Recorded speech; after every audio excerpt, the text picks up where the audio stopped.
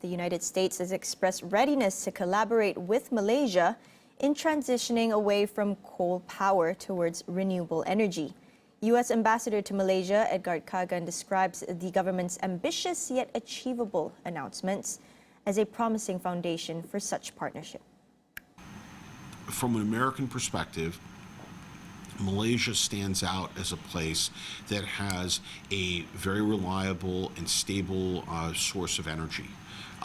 But unfortunately, a lot of that is coal-fired. So I think that what we need to do is first ensure that new production of energy comes from renewables, and I think the U.S. is prepared to partner with Malaysia in areas to do that. Now, I think it's worth noting that this is something that ultimately Malaysia needs to make decisions on, and we're very impressed by the government's announcements with regard to renewable energy. We think they're ambitious, but they're doable, and I think that it creates the right framework to send signals. And one thing that we hear from American companies, but also from other multinational companies, is that they are looking for renewable energy as they make investment decisions, because they're very aware of the fact that they're increasingly judged on their own ability to decarbonize their production and their supply chain.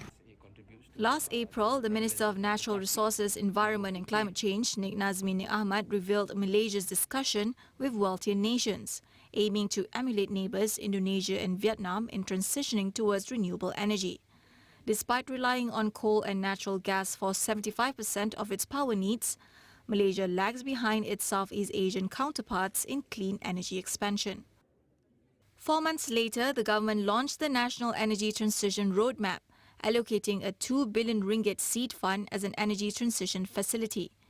As a signatory to the 2015 Paris Treaty, Malaysia is committed to reducing its carbon intensity by 45% of 2005 levels by 2030.